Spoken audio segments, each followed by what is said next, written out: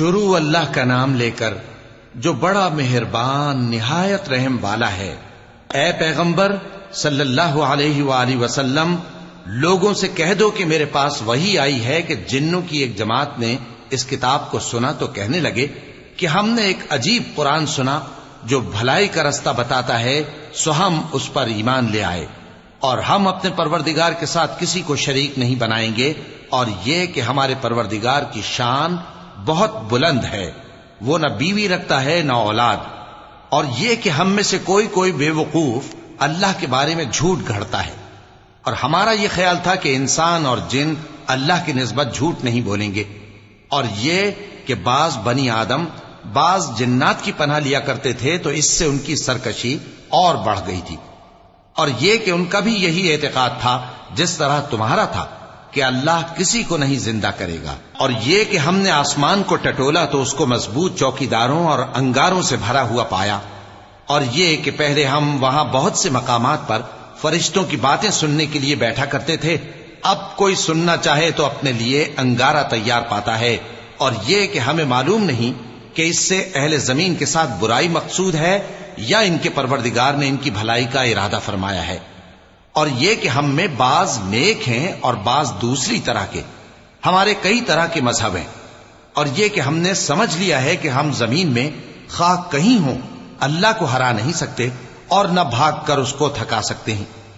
اور جب ہم نے ہدایت کی کتاب سنی اس پر ایمان لے آئے، سو جو شخص اپنے پروردگار پر ایمان لاتا ہے تو اس کو نہ نقصان کا خوف ہے نہ کسی طرح کے ظلم کا، اور یہ کہ ہم میں بعض فرما بردار ہیں اور بعض نافرمان ہیں، تو جو فرما بردار ہوئے وہ سیدھے رستے پر چلے، اور جو نافرمان ہوئے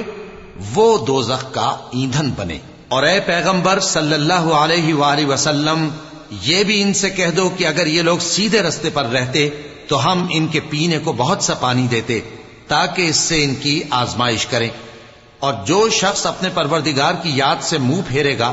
وہ اس کو سخت عذاب میں داخل کرے گا، اور یہ کہ مسجدیں خاص اللہ کی ہیں تو اللہ کے ساتھ کسی اور کی عبادت نہ کرو، اور جب اللہ کے بندے یعنی یہ پیغمبر صلی اللہ علیہ وآلہ وسلم اس کی عبادت کو کھڑے ہوئے تو کافر ان کے گرد ہجوم کر لینے کو تھے۔ اے نبی صلی اللہ علیہ وآلہ وسلم، کہہ دو کہ میں تو اپنے پروردگار ہی کی عبادت کرتا ہوں اور کسی کو اس کا شریک نہیں بناتا،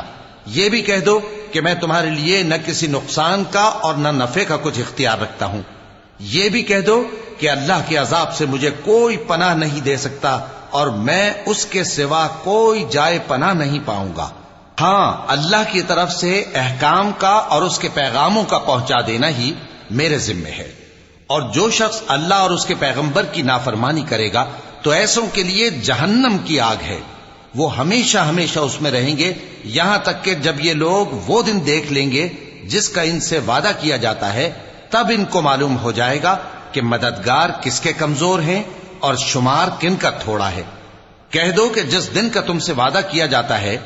میں نہیں جانتا کہ وہ عنقریب آنے والا ہے یا میرے پروردگار نے اس کی مدت دراز کر دی ہے۔